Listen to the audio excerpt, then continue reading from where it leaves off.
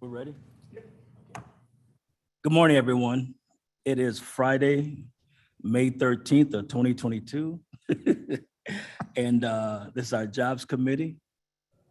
It is of the hour of 10:15 a.m. Clerk, will you please call the roll? Iqbal, Iqbal present. Kopi, Lewis, Lewis here. Molina, Molina present. Wallace, Ford, Board present. Davis, Davis present. Kirog. All right.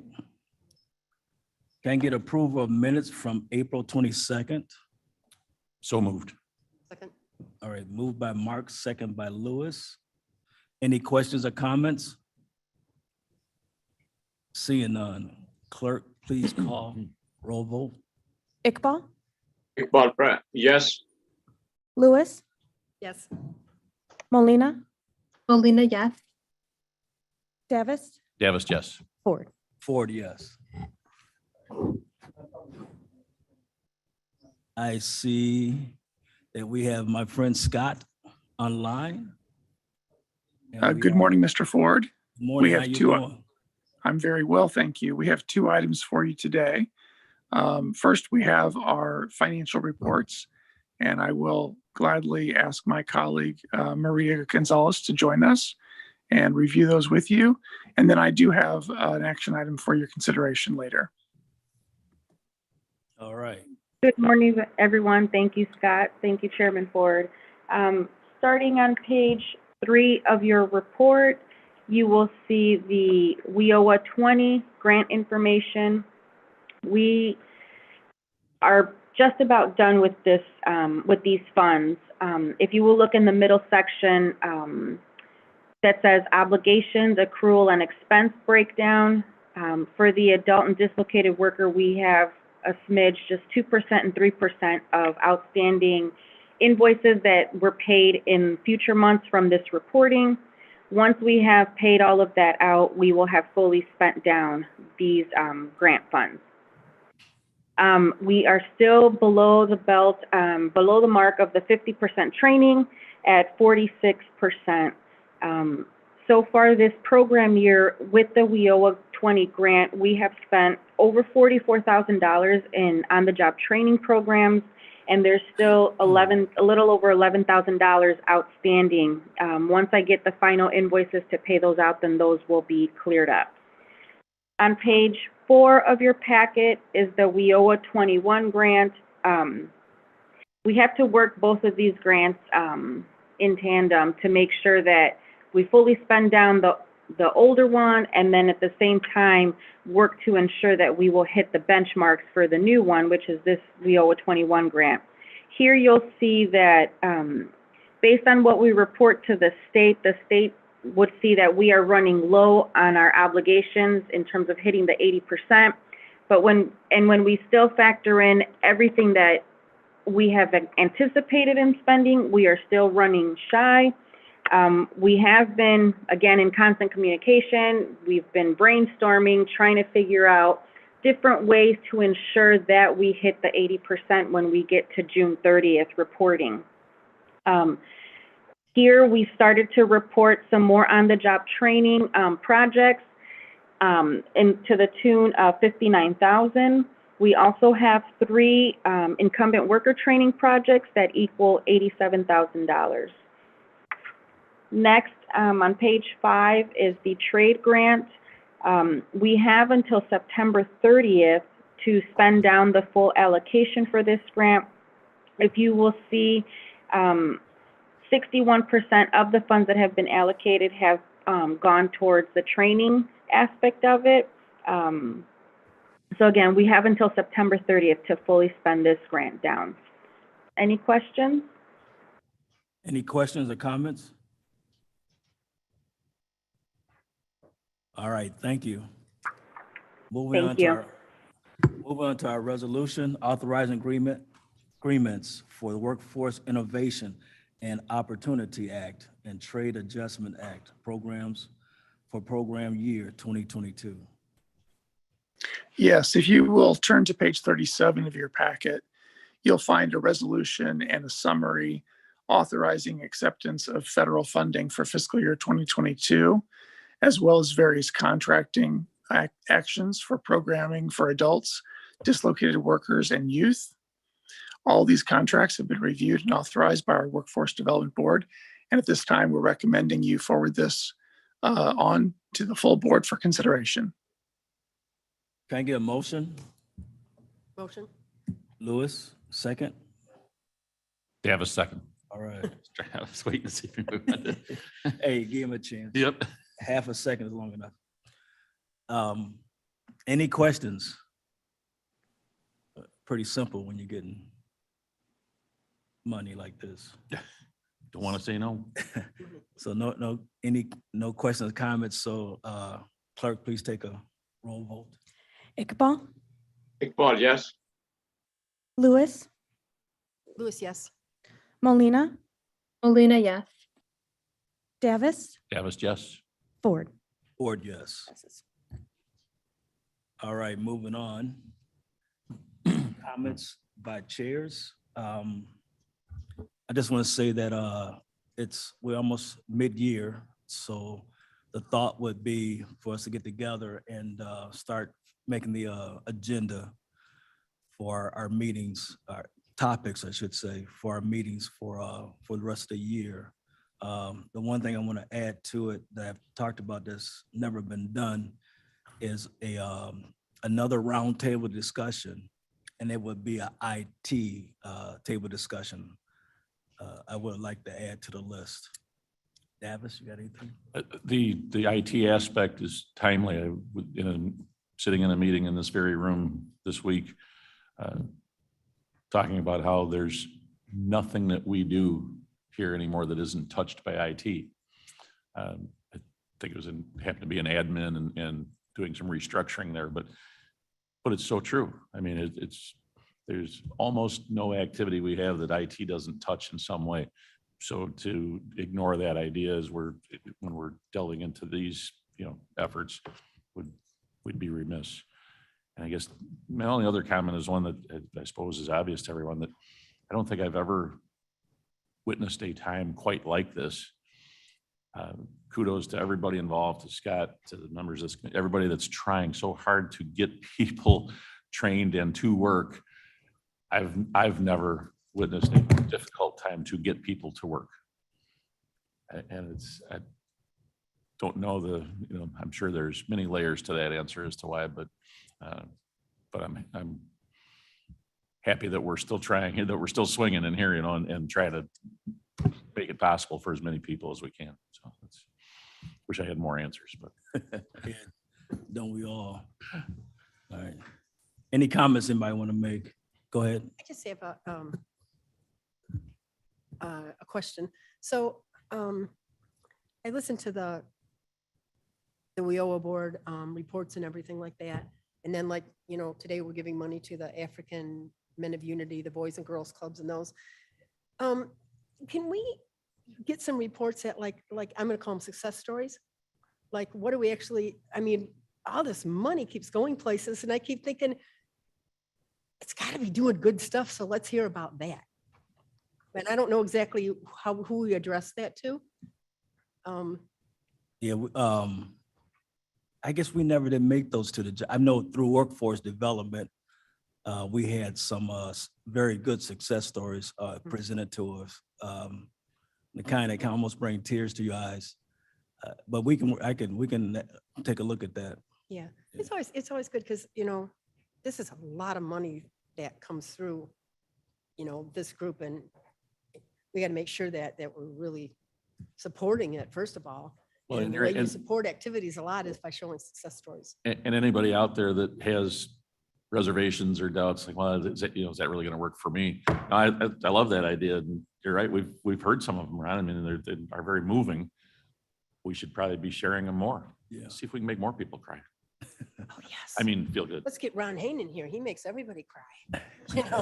Man. Right. That's a great idea. Yeah, we Get those should success stories and try to get them in here. Yeah. It's also There's a- accountability for you know. Yeah, it does. It gives them accountability plus. The folks upstairs at Kane County Connects are always looking for content, and that sounds like some good stuff. that And we we're, should- and some of these programs we're having trouble getting people to come to. And so then it's a great way of getting publicity. Here we got some success stories and there are people like, wait, what is that even now? I go check it out. So Yeah. I think it's Yeah. important. That's All all I right. have. We should keep her. That's a good idea. It is a good idea. Thank you. Thank you. They invited me in the last one to go on a field trip. So if you guys want to go on a field trip, I'm here for it. That's when you learn. That's when you Yep. learn. Mr. Chair, Go ahead. do we have accountability on these grants? Does the reports? come Oh, back yeah. Oh, yeah, we do get it. Yes. On how yes. many they've trained or? Yeah, yeah. There's a full of numbers. report. Yeah. Okay. Yeah, they do. It's a they lot do. of money. Yeah, Yeah, yeah. they do what percentage has been funded and how many people and what populations, and there's a lot of Yeah. reporting has to go into it. But reporting versus fun success stories, So to boost the programs a little more are different. Yeah. as Lewis have taken advantage of when we have our workforce, excuse me, our workforce development board meetings, everybody's welcome to attend. Yeah. And they try as much within the hours time to give as much detail as possible. So it does exist. All right, just moving on. I don't know if we're gonna have an update. I don't see Mark around for the our Kane County Economic Development Initiative. I would say that we're in a position now that we haven't been in before, where we have a criteria has been put together, and then funds are being asked to do, I believe, to do a study so that we can see what direction we actually want to go. I have contacted, and I encourage everybody to go on the DuPage website and look up their platform that they have laid out, that they've been active in this for a number of years. I don't think we have any new business other than what we just talked about, getting together and getting the rest of the year laid out. So if anybody got any ideas, either call us or email us on what you'd like to see. There's nobody for public comments. Can I get a motion to put reports, have the reports placed on file? So moved. Second, so we got motion second. Clerk, can you do a roll call vote? Iqbal, Iqbal, yes. Lewis, Lewis, yes. Molina, Molina, yes. Davis, Davis, yes. Ford. Board, yes. There's no need for executive session? Chair, just one comment. Sure. I would very much like the Environmental Committee and the Jobs Committee to keep working together on some of the jobs that are coming out of CJA. the Okay. Climate and Equitable Jobs Act, because there's gonna be jobs. That's, Let's work together. that sounds good. Ron, somebody has their hand up. Oh, Madam Chair, I'm sorry. That's fine. Good morning. Good morning. And my Good morning. apologies. I was trying to get from the table here because I do have a comment. Ron, I don't know if we have the demographics of unemployment based by ethnicity. I saw today in Cranes that there is a lingering higher unemployment rate for Black males than there are for their Caucasian counterparts. But before we make any judgments, do we have an idea of who is unemployed, what age groups are unemployed? So we perhaps in Kane County can be a little bit more targeted in our approach. I'm sure Scott is doing that already and the Workforce Board is doing that, but I'm not aware of those numbers here for Kane. Can that be something that perhaps next month you can share with us? Yeah, I'll look into it. I've seen them. I haven't seen them in a few months, but I have seen those numbers before. Okay. The reason why is that we all know that what happens to things are not in a silo. So if you're unemployed, especially in this opportunity of robust employment opportunities, what is that root cause? Why is that happening? And then we can perhaps try to address it. Is it through proper IT training, or something else? What can we direct these individuals towards, if we can do that at all? Sounds good. Sounds good.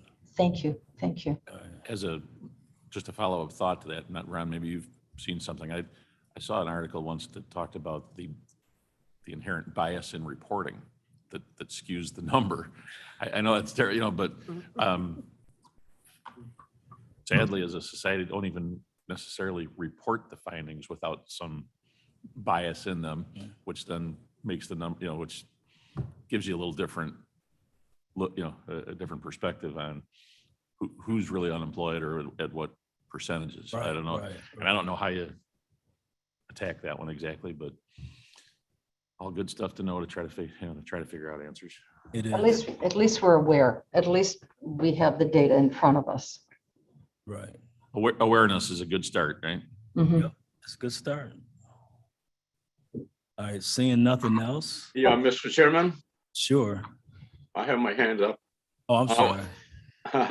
Yeah, this is Mo Iqbal. I think, Madam Chair, to bring this issue up, I brought it up, I think maybe a year ago, the same issue. It was brought up to me by constituents who said that there is a lot of work going on Randall Road, construction and so forth. There are people working, but he does not see any many black male workers over there. So what's the reason? And I asked this question to the Transportation Committee, and I did not get an answer. They said maybe they don't apply, they are not interested. So this is another, That's not it. it's the same question. I believe if you can look into it to see, is there any apprenticeship program that's not outreaching this group? That's my comment. Okay. All right. One more. Not even on your committee. Which brings us to the idea of a responsible bidder ordinance. It has a lot to do with making sure there are apprenticeship programs for jobs. Okay. Yeah. I actually have a few people who I've been talking to over the past year or so who are interested in trying to do pre-apprenticeship and apprenticeship programs. It's not easy to get startup funding to attack these type of issues, and places to do it. There's so much involved. There's so much with the having the opportunity to even know what exists and where it exists at in order to even apply for it. So that's a big discussion. I mean, it's all Mr. about exposure. It's all about opportunity. I'm where Mr. I'm at Chairman? right now because of opportunity that was in front of me. That and then you have to have the people around you, so you feel encouraged enough to go after the opportunity because of the stories that you've heard throughout the years. Go ahead, Debbie, I believe. Thanks, Mr. Chairman. I don't know if this exists anymore, but it was such a cool program when it did. There were schools that would partner to build a home. I think more rarely rehab a home. I think it was more like build a home. I believe Batavia had such a program. I think Elgin did it one time. And the idea was that you had somebody in a school district who was willing to push this thing.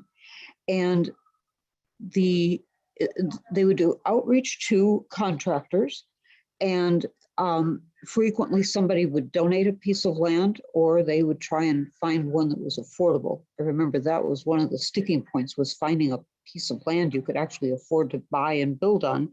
And then the kids would, from that school from that generally high school would be working alongside people who knew how to do it and learning how to build a home from literally the foundation up.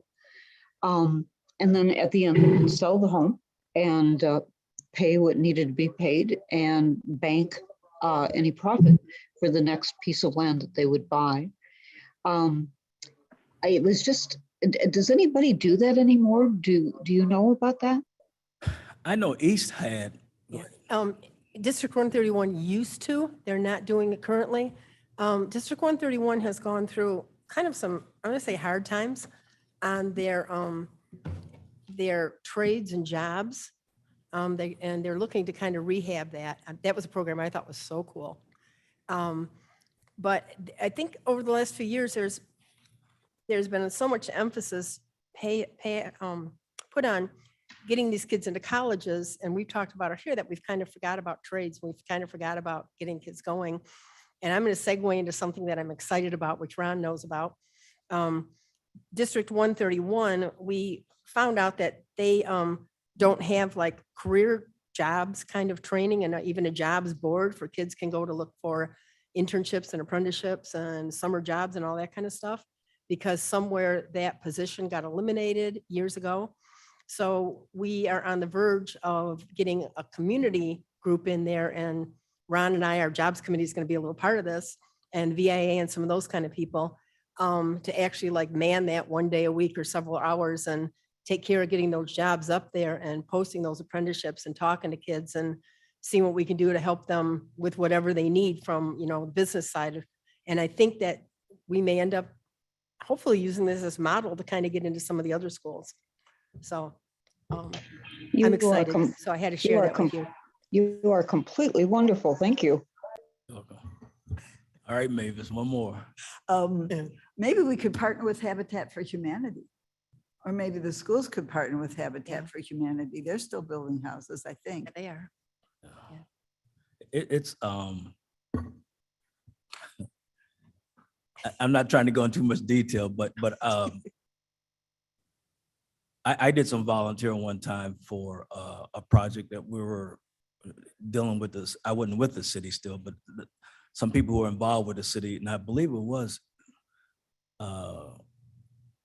Habitat. I think it was with them. They built a house on Benton Street in Aurora, and the crew I had, we volunteered to help out. And without the program in the school, there's a process that the kids had to go through in order to be a part of the program. And that's where the disconnect, one of the disconnects is at.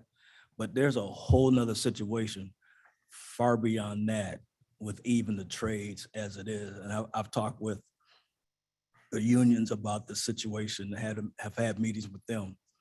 I'll go through this real quick. At one point, there was someone in the family, whether it was a dad, uncle, grandfather, who taught you how to use a hammer, a screwdriver, and things like that. And then later on, you had the opportunity to expand on that when you get to high school. Nowadays, that position, I'm not saying that person don't exist, because they still do, but things have changed with what people do for a living. So therefore, that hand-on person may not be around to learn from. So that's where it starts at. So there's people, until you pick up a hammer, you have no clue what your hammer skills are. Till you pick up a screwdriver, you had no clue what a screwdriver, what your screwdriver's skills are. And so on with working on cars and whatever it may have and things like that. Dads or somebody's a lawyer, you learn the basic language. Somebody's an architect or engineer, you learn the basic language of it. Somebody's in the industry atmosphere that can bring people in. It's just a different world now. So the whole thing with trades has really diminished quite a bit. And you'll get more people, especially African-Americans and Hispanics, who see it more beneficial to go out and start their own business than apply for the jobs. in the trades. All right, we're gonna move on. Yeah. Great topic. I love to talk more. There's a lot I could say. Thank you, Madam Chair, and we'll definitely try to get some numbers and some things about that. Seeing nothing else, can we get a motion to adjourn until our next meeting? Davis moves. Davis moves. Lewis will second. Lewis is second. All in favor by saying aye. Aye. Aye. Anybody oppose you on your own, but go ahead and try. Yeah.